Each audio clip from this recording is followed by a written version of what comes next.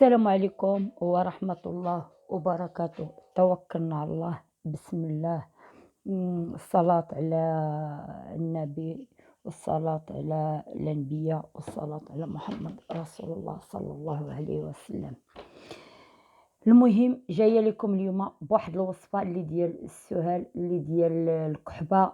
الكحبة اللي واعرة وكتخص الدراري الصغار والكبار والشيب، واللي هو هاد المنزلة اللي نزلات بواحد المرض اللي هو قوي، وبواحد الصدر اللي للدراري الصغار والكبار. وغنجيبها لكم واحد الوصفة اللي هي زوينة زوينة افيكاس ومجربة. واش غنقول لكم عليها؟ الا قدرت نهضر لكم عليها مدة تشهر ما غاديش نكافي الجهد ديالها والمنفعة ديالها للصدر والرية كي كتخويها، ودوك العروق ديال الصدر كي كتخويهم. ومن التجربة ل3 ايام الاولى غتبان لكم النتيجة. غتشدوا واحد البصلة حمراء وغتحكوها في الحكاكة رقيقة، وغتشدوا واحد اللفتة وغتحكوها في الحكاكة رقيقة. نتمنى يعود اللفت داك الحمر اللي هو حار، وإلا ما كاين ديروا اللفت العادي. ونتمنى تشدوا عاوتاني سكنجبير اللي هو خضر وتحكوه، يعني واحد البصلة وواحد اللفتة وتقريبا واحد الربع ديال السكنجبير، وغديروه في الحكاكة رقيقة. غديروه في واحد الجبانية، سمعتوا ليا، في واحد الجبانية، وغديروا ليه معلقة ولا 2 معالق ديال العسل الحر. اسمعوا ليا، الا كانوا الدراري الصغار واخا ديال 3 شهور ولا الناس الكبار، ما ديروش ليهم اخوتي الدراري الصغار العسل الحر. والناس اللي عند الكبار اللي عندهم القلب، عفوا الناس اللي عندهم القلب والدراري الصغار اللي في 3 شهور ما ديروش ليهم العسل الحر، ديروا ليهم السكر كلاصي.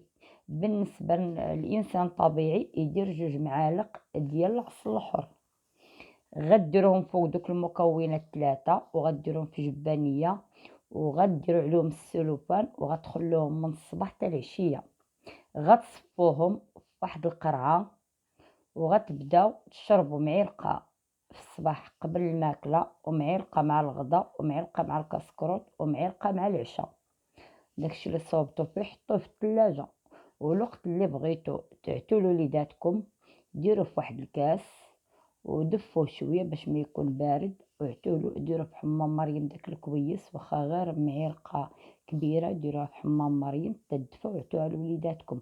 والله البنات اللي افيكاس، كداوي الريه، كداوي الحساسيه، كداوي الكحه الناشفه، كداوي السهال الديكي، كنقولوا ليه العوايه، السهال الديكي، العوايه، الكحه الناشفه، البروده في الصدر، الريه، يعني جميع اللي كيتعلق بالتنفس ديال الصدر والبروده ديال الصدر كيداويه.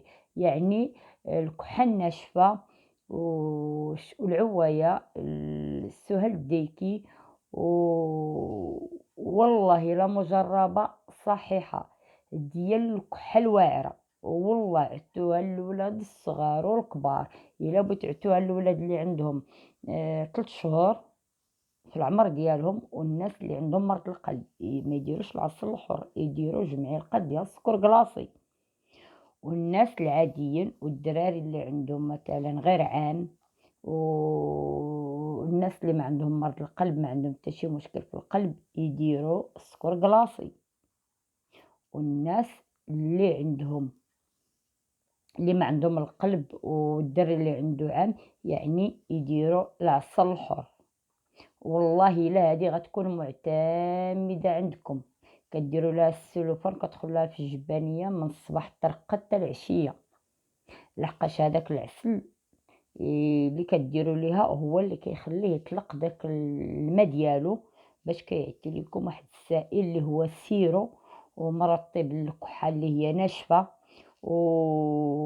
ومرطب والسهل الديكي والصدر والتنفس ديال الريه وديال الحساسيه. يعني مجربة صحيحة إيفيكس. جروها بها البنات، جربوها البنات عفوا وردوا عليا الخبار. مجربة صحيحة، مجربة صحيحة، مجربة صحيحة ديال الكحبة وديال السهل الديكي وديال الرية اللي كتكون عندها كتكون عامرة وديال الصدر اللي كيكون عامر.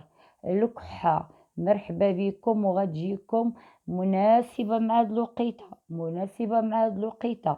المهم وصفة جميلة، واخا نهضر عليها مدة شهر ما غاديش نكافي القدرة ديالها، وكتداويكم بسرعة وكتبان النتيجة ديالها من نهار 3 أيام ومن النهار الأول. يعني واحد الوصفة اللي هي جميلة، ونتمنىكم تجربوها وديروها وحيدوا لينا شوية من الدويان ديال اللي فيهم الكيماوي، وديروا شي حاجة طبيعية اللي هي كيديروا جدودنا القدام. ونتمنى لكم الراحة، وراهي افيكاس والله العظيم، والله العظيم افيكاس، وجربوها ردوا عليا الخبر. والسلام عليكم ورحمة الله وبركاته. ودعتكم في دين الله تبارك وتعالى.